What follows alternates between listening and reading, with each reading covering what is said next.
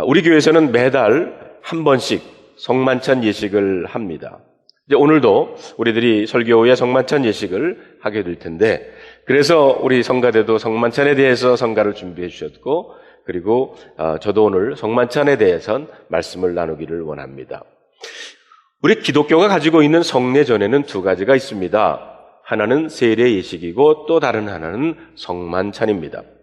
세례는 평생에 단 한 번뿐인 예식으로 우리가 죄에 대하여 죽고 새로운 생명으로 거듭난다는 것을 표시하는 것이고요. 그리고 이 성만찬은 예수 그리스도의 십자가의 죽으심을 기념하는 예식입니다. 그래서 세례 예식은 평생에 한 번 하는 겁니다. 어떤 분은 목사님 저는 아주 옛날에 그 세례 받았는데 그동안 죄 짓고 다시 좀 받아야 되겠습니다. 이렇게 얘기하시는, 또 부탁하시는 분들이 있는데요. 그럴 땐 제가 잘 설명을 하고 우리 교회에는 Reaffirmation of Baptism, 우리의 세례식을 다시 확인하는 그런 예식을 합니다. 그래서 그거에 이제 참여를 하시게 합니다. 세례 예식은 평생 한 번 하는 거고요. 그러나 성만찬은 평생 한 번만으로 끝나는 것이 아니라 예배를 통해 늘 반복적으로 행함으로써 예수 그리스도와의 신비한 연합을 경험하는 표시로 하는 겁니다. 성찬에 대해 캐톨릭 교회가 생각하는 것과 개신교가 생각하는 것에 많이 차이가 있습니다. 천주교에서는 화채설을 믿습니다. 이게 뭐냐? 신부님들이 성만찬에 사용하는 그 떡과 포도주를 손에 들고 성결하게 기도를 올릴 때 바로 그 순간 떡과 포도주가 실제로 예수님의 살과 피로 변한다는 것을 믿습니다. 그렇기 때문에 성만찬 후에 천주교에서는 남은 포도주를 함부로 버리지 못하고 신부님들이 다 마시십니다. 그러나 개신교의 전통은 물론 종교 개혁자들마다 의견이 좀 다르기는 하지만 대체로 우리가 성만찬을 받을 때 그 떡과 포도주에 예수 그리스도께서 영적으로 임재하신다는 것을 믿습니다. 이것을 영적 임재설이라고 믿는 거예요. 그게 우리 교회에서 믿는 겁니다. 또 어떤 개신교에서는 떡과 포도주는 단지 예수 그리스도의 몸과 피를 상징하는 것이라고 하는 상징설을 받아들이기도 합니다. 어떤 이론을 받아들이든지 간에 분명한 것은 성찬의 떡과 포도주를 받을 때 우리는 우리를 위해 십자가에 죽으신 예수 그리스도와 신비한 영적 연합을 이룬다는 것입니다. 그렇기 때문에 성만찬을 자주 할수록 좋습니다. 성만찬에 참여할 때마다 우리는 우리 주님 예수 그리스도와 더 깊이 교제하고 신비한 영적인 연합을 경험할 수 있기 때문입니다. 성만찬은 어떤 면에서는 하나님이 우리와 함께 계시다는 것을 감각적으로 체험하도록 배려해 주신 주님의 은혜라고 생각을 합니다. 사실 우리 인간들은 모두 다가 감각적인 존재입니다. 만지고 보고 듣고 냄새 맡고 맛보는 감각을 가지고 있기 때문에 하나님을 경험하는 것 역시 이런 감각적인 것을 원합니다. 캐톨릭 교회 신학자인 로날드 롤 하이저라고 하는 분이 아무도 말하지 않은 성찬의 영성이라고 하는 책에서 이런 이야기를 들고 있습니다. 한 어린 소녀가 자기의 어두운 방 안에 유령이나 괴물이 있는 것 같아가지고 공포와 두려움에 떨다가 벌떡 일어나 부모님이 있는 방으로 달려갑니다. 그러면 엄마는 그 딸의 방에는 유령이나 귀신이 없다는 것을 알려주기 위해 가지고 같이 딸의 방으로 와서는 불을 켭니다. 그리고 아무것도 없다는 것을 확인하고는 이렇게 말합니다. 얘야, 무서워할 것 없단다. 넌 혼자가 아니야. 하나님께서 지금 이 방에 너와 함께 계시잖니. 그때 딸이 이렇게 말합니다. 알아요, 엄마. 하나님이 여기 함께 계시다는 것을. 하지만 지금 저에겐 피부를 가진 하나님이 필요해요. 우리 모두는 이 어린 소녀와 같습니다. 하나님을 보고 만지고 느끼고 싶어 합니다. 그런데 성경에 보면 하나님은 우리 안에 있는 그런 필요를 거절하지 않고 우리들이 원하는 방식대로 친히 몸을 입고 이 땅에 오셨습니다. 하나님을 우리에게 보여주시기 위해서 피부를 가진 몸, 우리가 만지고 볼 수 있는 인간의 몸으로 오셨다는 겁니다. 그분이 바로 예수 그리스도요. 이것이 성육신의 신비입니다. 물론 성육신의 사건은 유일한 것이지만 성경에 보면 그리스도의 몸이라는 단어가 또 나옵니다. 예를 들면 성경은 교회를 가르쳐서 그리스도의 몸이라고 했습니다. 교회란 그리스도의 몸으로 이 세상에 하나님을 보여주는 곳, 그리스도가 누구인지를 보여주는 곳입니다. 그런데 의미심장한 것은 성경은 성만찬이 또 그리스도의 몸이라고 가르치고 있습니다. 주님은 성만찬을 행하실 때 떡을 떼어주면서 이것은 내 몸이라고 하셨습니다. 말하자면 성만찬을 통해 우리는 주님의 몸을 먹고 마심으로 주님을 실제로 경험하고 주님과 신비한 영적인 연합을 이룰 수 있다는 것입니다. 우리가 오늘 주의 깊게 보면 그 오늘 본문에 사도 바울이 당시 1세기 교회에서는 성찬만 있었던 것이 아니라 애찬도 함께 행하여 줬던 것을 우리는 알 수가 있습니다. 이 애찬이란 love feast 혹은 아가페 밀이라고 하는 것으로 문자 그대로 사랑의 교제를 위해 함께 식사를 하는 겁니다. 그리고 그런 애찬 식사가 끝날 무렵 주님을 기억하는 만찬을 마지막으로 나누었다는 것을 우리는 알 수가 있습니다. 그러다가 시간이 지남에 따라 애찬과 성찬이 하나가 되어가지고 예배 의식 안으로 들어오게 된 것입니다. 그런데 본문에 의하면 고린도 교회에서 이 애찬과 성찬을 행할 때 두 가지 문제가 생겼습니다. 하나는 그들이 모여 애찬을 나눌 때 자주 분쟁이 일어납니다. 그것은 자신들이 좋아하는 사람들끼리만 모여가지고 애찬을 나누다 보니까 파당이 생기게 되었고 심지어는 분쟁까지 일어나게 되었다는 것입니다. 그래서 사도 바울은 오늘 본문 앞절인 18절에서 먼저 너희가 교회에 모일 때에 너희 중에 분쟁이 있다함을 들었다라고 했습니다. 또 다른 하나의 문제는 애찬을 나눌 때 늦게 오는 사람이나 가난한 형제들을 생각하지 않고 먼저 온 사람들이 먼저 먹고 먼저 취하는 바람에 그 모임의 질서가 어지러워졌다는 것입니다. 그래서 21절에 보면 사도 바울이 이렇게 지적을 합니다. 각각 자기의 만찬을 먼저 갖다 먹음으로 어떤 이는 시장하고 어떤 이는 취함이라. 아마 당시 성만찬은 오늘과 달라서 각자가 자신들의 빵과 포도주를 가지고 온 것 같습니다. 대부분의 부자들은 많은 음식을 가지고 왔고 또 먼저 와서 기다리고 있었습니다. 그러나 가난한 사람들은 여유가 없었으니까 많은 것을 가지고 올 수도 없었지만 일을 하다가 매번 늦게 올 수밖에 없었던 것 같습니다. 이런 일들이 반복이 되다 보니까 부자들은 가난한 이들을 기다리지 않고 자기들끼리 먼저 먹고 마셨습니다. 결국 성만찬의 의미를 잃어버리고 만 것입니다. 사도 바울은 고린도 교회 성도들이 이렇게 모일 때마다 분파가 생기고 예배의 질서가 어지럽게 된 것은 성만찬의 중요성과 그 의미를 잃어버렸기 때문이라고 판단을 하고는 그들에게 다시 성만찬의 의미를 차근차근 가르쳐주고 있는 것이 바로 오늘의 말씀입니다. 자, 그렇다면 성만찬의 의미는 무엇이겠습니까? 자, 오늘 본문 23절로 25절에 있는 말씀을 보여줄 수 있습니까? 스크린에? 23절부터 25절에 있는 말씀 우리 다 같이 한번 읽어보겠습니다. 시작. 내가 너희에게 전한 것은 주께 받은 것이니 곧 주 예수께서 잡히시던 밤에 떡을 가지사 축사하시고 떼어 이르시되 이것은 너희를 위하는 내 몸이니 이것을 행하여 나를 기념하라 하시고 식후에 또한 그와 같이 잔을 가지시고 이르시되 이 잔은 내 피로 세운 새 언약이니 이것을 행하여 마실 때마다 나를 기념하라 하셨으니. 우리는 이 말씀에서 성찬에 가지고 있는 중요한 몇 가지 의미를 찾아볼 수가 있습니다. 첫째로 우리는 이 말씀에서 성만찬이 예수님께서 친히 제정하셨다는 것을 알 수가 있어요. 사도 바울은 성만찬에 대해서 내가 너에게 전한 것은 주께 받은 것이라고 했습니다.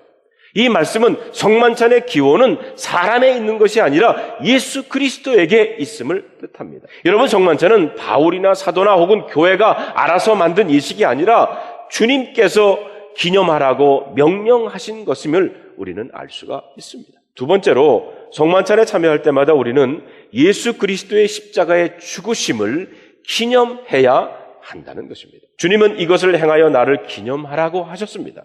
우리가 기념해야 될 것은 과연 무엇입니까? 그것은 바로 하나님께서 우리 같은 죄인을 사랑하셔서 독생자 예수 그리스도를 이 땅에 보내주셨다는 것을 기념하는 것입니다. 그리고 이 땅에 오신 예수님께서 우리를 구원하시기 위해서 십자가에서 자기 몸을 찢으시고 피를 흘리시고 화목제물로 돌아가셨다는 것을 기념하여야 한다는 것입니다. 예수님은 처음 성만찬을 제정하실 때 떡을 떼어서 제자들에게 주시면서 너희를 위하는 내 몸이라고 말씀을 하셨고, 잔을 가리켜서는 내 피로 세운 새 언약이라고 말씀을 하셨습니다. 그러므로 우리는 떡을 받으면서 우리를 위해 십자가의 몸을 찢기신 예수님을 기억하며, 포도주를 받으면서 우리를 위해서 피를 흘리신 주님을 생각해야 한다는 것입니다. 세 번째로 우리는 성만찬을 통해 그리스도 안에 있는 성도들은 하나라는 것을 배울 수가 있습니다. 성만찬은 성도들을 하나로 묶습니다. 고린도전서 10장 27절에 떡이 하나요 많은 우리가 한 몸이니 이는 우리가 다 한 떡에 참여함이니라, 이렇게 말씀했습니다. 성찬을 나눌 때 우리는 주님과 먼저 하나가 되고 또 주님의 살과 피를 먹고 마시는 성도들과 하나로 묶여진다는 것입니다. 왜냐하면 우리 모두는 동일한 예수님의 살과 피를 함께 나누어 가졌기 때문입니다. 어떤 점에서 성만찬을 나누는 성도들은 육신의 피를 함께 나눈 혈육들보다 더 가까운 사이일 수가 있습니다. 네 번째로 성만찬은 천국 잔치를 미리 맛보는 의식입니다. 여러분, 언제까지 우리는 예배를 통해 이 성만찬에 참여해야 합니까? 그것은 주님이 오실 때까지입니다. 그래서 오늘 보면 26절에 보면 너희가 이 떡을 먹으며 이 잔을 마실 때마다 주의 죽으심을 그가 오실 때까지 전하라라고 했습니다. 주님이 오시면 그때 우리는 천국에서 주님과 함께 잔치 자리에 참여하게 될 것입니다. 우리가 성만찬을 하는 것은 앞으로 우리가 누릴 천국 잔치를 생각하면서 그것을 미리 맛보는 것이라고 할 수 있습니다. 그런 의미에서 교회는 다시 오실 주님을 선포하는 종말론적인 공동체, 전도하는 공동체인 줄로 믿습니다. 그렇다면 여러분, 이 거룩하고 의미 있는 성만찬에 우리는 어떤 자세로 참여해야 합니까? 오늘 본문에 보면 사도 바울은 당시 고린도 교회 성도들 중에 어떤 사람들이 이 성만찬의 의미를 알지 못하고 자신들이 가지고 온 음식을 먼저 먹고 취한 것을 보고는 화가 났어요. 그들은 성만찬이 주님께서 제정하셨다는 사실, 떡과 포도주가 우리의 죄를 대속하시기 위해서 죽으신 예수님의 몸과 피라고 하는 이 사실, 무엇보다 예수 그리스도 안에서 가난한 사람이나 부한 사람이나 우리 모두가 하나라고 하는 사실을 알지 못했기 때문에 성만찬의 의미를 훼손하고 있다고 사도 바울은 보십니다. 그래서 사도 바울은 성만찬의 의미를 명확하게 밝히면서 이 거룩한 성만찬에 참여하려면 어떤 자세로 임해야 하는지를 가르쳐주고 있습니다. 첫째로 사도 바울은 합당하지 않게 성만찬을 먹고 마시는 것은 주의 몸과 피에 대해서 죄를 짓는 것이다, 이렇게 말하고 있습니다. 우리 27절에 있는 말씀 보여줄 수 있습니까? 27절에 있는 말씀 우리 다 같이 한번 27절만 읽어보겠습니다. 시작. 그러므로 누구든지 주의 떡이나 잔을 합당하지 않게 먹고 마시는 자는 주의 몸과 피를 범하는 죄가 있느니라. 여기에 보면 사도 바울은 합당하지 않게 먹고 마시면 주의 몸과 피를 범하는 죄가 있다고 말합니다. 메시지 성경에서 보면 이 부분을 이렇게 번역을 합니다. 누구든지 불선한 마음으로 주님의 빵을 먹거나 주님의 잔을 마시는 사람은 주님이 죽으실 때 그분께 야유를 보내고 침을 뱉은 군중과도 같습니다. 그런데 사도 바울은 본문 29절 30절에 좀 더 심각한 경고의 말씀을 하고 있습니다. 주의 몸을 분별하지 못하고 먹고 마시는 자는 자기의 죄를 먹고 마시는 것이니라. 그러므로 너희 중에 약한 자와 병든 자가 많고 잠자는 자도 적지 않다고 그랬습니다. 여기에 보면 주의 몸을 분별하지 못하고 성만찬에 참여하게 되면 어떤 일이 벌어진다고 경고를 합니까? 그것은 자신의 죄를 먹고 마시는 것과 같다. 그러므로 너희 중에 약한 자와 병든 자가 많고 잠자는 자, 즉 일찍 죽는 자도 적지 않다는 말씀입니다. 왜 이런 강한 경고를 하고 계십니까? 그것은 성만찬이 그렇게 중요하기 때문입니다. 그렇다면 성도 여러분, 합당하지 않게 먹고 마신다는 것은 어떤 의미입니까? 쉽게 말한다면 그 의미를, 성만찬의 의미를 모르고 먹고 마시는 것을 뜻하는 것입니다. 그러므로 우리는 성만찬에 참여할 때 아무런 생각 없이 그저 교회에서 때가 되었으니까 첫 번째 주일이 됐으니까 하는구나 이렇게 생각해서는 안 된다는 것입니다. 주님의 은혜에 대한 감사도 없이 습관적으로 참여한다는 것은 합당하지 않은 태도라는 것입니다. 특히 합당하지 않게 먹고 마시는 것을 가리켜 죄라고 단정하고 있다는 사실을 여러분 주의하시기를 바랍니다. 왜냐하면 주님의 십자가의 사역을 업신 여기는 것이 되고 말기 때문입니다. 캐톨릭 교회에서는 성만찬에 참여하기만 하면 하나님의 은혜가 자신도 모르는 사이에 영혼 속에 주입될 수 있다고 가르칩니다. 그래서 과거의 카톨릭 교회에서는 라틴어로 예배를, 미사를 집전했고 일반 성도들은 미사에 참여해서 그저 뭐가 무슨 말인지도 몰라도 성체만 받으면 된다고 생각을 했습니다. 그러나 제가 볼 때는 그렇지가 않습니다. 성만찬의 의미를 알지 못하고 또 믿음으로 떡과 포도주를 받지 않으면 우리 안에는 아무런 변화가 일어나지를 않기 때문에 그러면 어떻게 해야 합니까? 첫째로 예수님께서 나 때문에 고난당했다는 사실을 묵상하면서 내가 죽어야 할 그 자리에서 주님께서 대신 죽었다는 것을 감사하면서 우리는 받아야 될 줄로 믿습니다. 제가 몇 주 전에 영성훈련에 참여했지 않습니까? 영성훈련에 그 주일날 저녁부터 금요일날까지 매일 예배를 3번 드리고요. 강의와 그리고 소그룹 모임이 있고 그리고 나머지는 계속 묵상의 시간을, 침묵의 시간을 갖습니다. 그런데 매일 성만찬 예식을 해요. 성만찬 예식을 하는데 여기 우리가 하는 식으로 똑같이 이렇게 앞으로 나가면 그 떡을 들고 있는 분이 떡을 떼어서 우리에게 줍니다. 그러면 우리는 어떤 자세로 나가냐면 왼손은 위에, 오른손은 아래에 이런 식으로 해가지고 이렇게 되면 십자가의 모양이 되거든요. 왼손은 위에, 오른손은 아래. 한번 제가 이렇게 2번 하면 한번 따라해 보시라는 얘기입니다. 왜? 오늘 성만찬 할 때는 그렇게 하려고 그래요. 여러분이 성만찬에 나오면서 왼손은 위에, 오른손은 아래 이렇게 십자가 모양으로 이렇게 내가지고 떡을 받습니다. 네, 떡을 받아요. 왜냐하면 성경에 보면 떡을 떼어 주었다고 그랬거든요. 받는 사람은 받는 겁니다. 그래서 떡을 이렇게 손에서 받으시고 그리고 잔에 오른손으로 들어서 잔에 찍어서 그리고 드시게 됩니다. 왜 이렇게 하느냐? 십자가에서 나를 위해 흘리신 주님을 기억하라는 겁니다. 기억하라는 겁니다. 두 번째, 성찬에 참여하는 성도들은요, 내 자신을 살펴보아야 합니다. 우리 28절에 있는 말씀을 보니까 사람이 자기를 살피고 그 후에야 이 떡을 먹고 이 잔을 마실지니라 그랬어요. 여기에 보면 성찬을 받기 전에 자기를 살펴야 한다고 가르칩니다. 자신을 살핀다고 하는 것은 동기를 살피고 마음을 점검한 다음에 성찬을 받으라는 거예요. 내 삶이 주님의 성찬에 참여하기 정말로 깨끗해져 있는가? 주님 앞에 회개하지 않고 마음속에 숨겨진 죄악이 있든지, 혹시 교회가 하나 되는 일에 최선을 다하지 못했든지, 또는 가족이나 친척 그리고 이웃들에게 상처를 주지는 않았는지, 형제 자매들에게 잘못한 것이 없는지 살펴 먼저 보라는 겁니다. 그리고 혹시 죄를 범한 것이 있다고 그러면 회개해야 합니다. 그래서 우리는 성만찬에 참여하면서 제일 먼저 하는 것이 회개하는 시간을 갖습니다. 우리는 가슴을 치면서 내 탓입니다 고백하고, 그리고 주님의 긍휼을 먼저 구해야 한다는 것입니다. 종교개혁 당시 작성된 하이델베르크 그 교리 문답에 보면은 누가 주의 상에 성만찬에 참여할 수 있습니까? 라고 하는 질문이 나와요. 거기에 대해서 이렇게 답하고 있습니다. 성찬에 참여할 수 있는 사람은 자기의 죄 때문에 슬퍼하는 사람, 그러나 그리스도의 고난과 죽음에 의해 자기의 죄가 사하여지고 남아있는 자신의 연약함도 가려졌다는 것을 믿는 사람,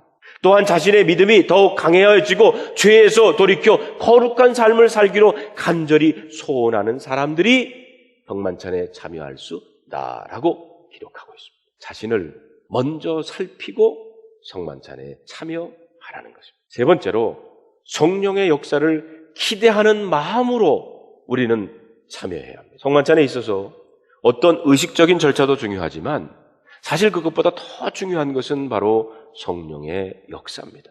우리가 주님의 성만찬에 참여하는 것은 단순히 떡을 먹고 포도주를 마시는 것이 전부가 아니라는 것입니다. 더 중요한 것은 우리가 떡과 포도즙을 받을 때 우리 주님께서 성만찬을 받는 그 사람 안에 성령으로 임한다는 겁니다.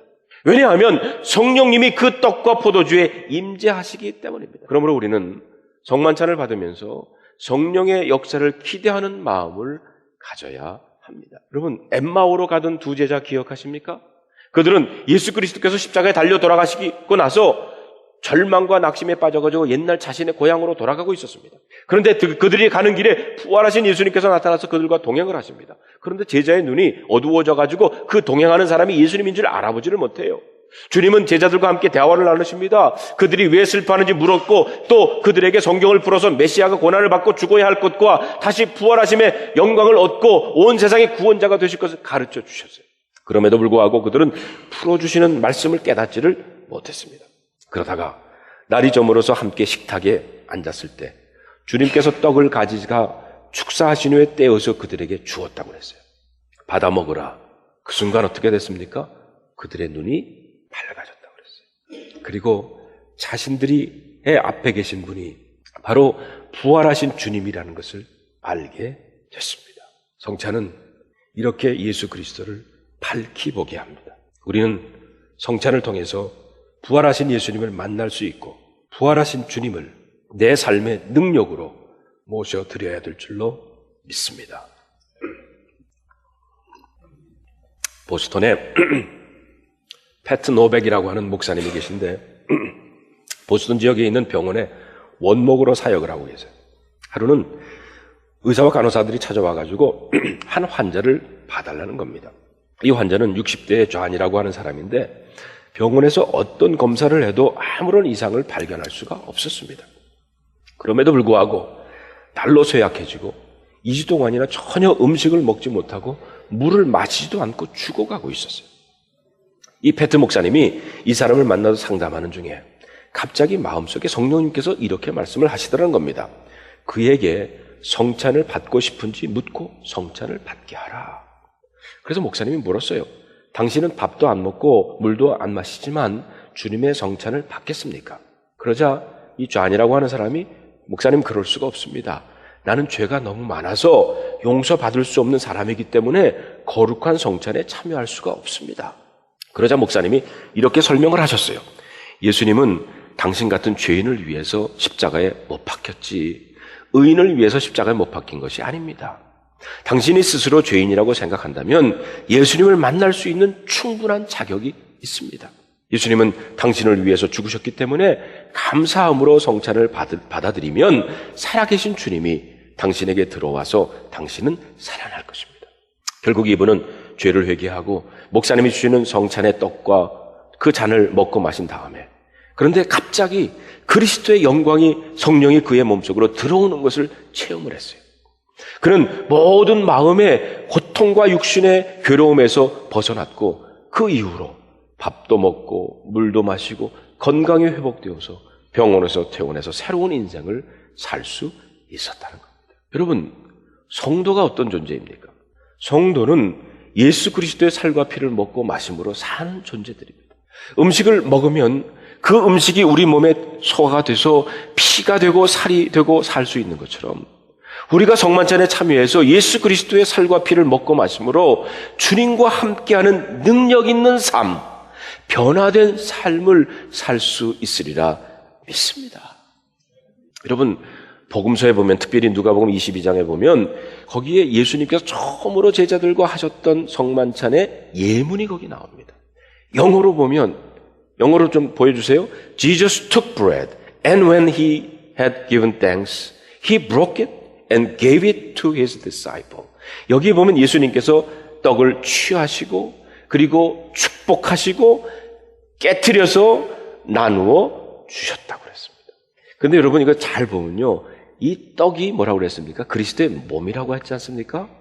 여러분 주님이 친히 자기의 몸을 취해서 이 땅에 인간의 몸으로 오셨죠. 그리고 화목제물이 되셨습니다. 그래서 십자가에 달려서 깨어지셨습니다. 그리고 우리를 위해서 그 몸을 주신 겁니다.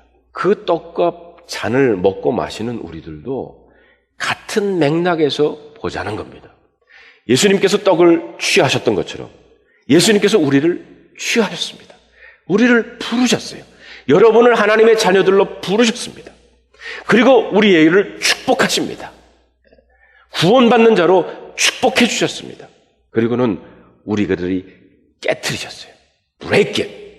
우리들의 죄사슬에서 우리를 깨워주셨고 우리들의 마음에 있는 욕심, 교만, 욕망, 이기심 이것을 깨트려 주셨습니다. 그리고는 우리로 하여금 give, 나누어 주시기를 원하십니다. 성만찬에 참여한 하나님의 백성들은 나를 깨워서 그리고 이웃에게 나누어 주는 겁니다. 헌신하는 거예요. 웨슬레 목사님은 성만찬은 모든 신자의 거룩한 의무이므로 모든 가능한 기회에 지속적으로 성만찬을 받아야 된다고 그러셨어요. 그리고 이어서는 성만찬을 통해서 죄의 용서를 얻고 영혼이 강건하게 됨을 얻으며 완전한 성화에 이르게 될 것이다. 이렇게 말씀하셨습니다. 그렇습니다. 우리는 성찬을 통해서 죄의 사함의 은혜, 영혼의 강건함을 누리게 됩니다. 성만찬에 참여함으로 질병에서 나음을 받고 삶의 의욕과 희망을 되찾을 수 있고 거룩한 삶과 성화의 삶으로 나아갈 수 있습니다. 우리의 믿음과 행실을 살피고 회개하며 주님의 은혜와 보좌 앞에 나아가야 할 것이고 무엇보다 성찬을 통해서 부활하신 주님을 새롭게 경험하시고 성령의 능력을 경험함으로 영적으로 강건해지는 복을 누리시는 여러분들이 되시기를 주님의 이름으로 축원합니다.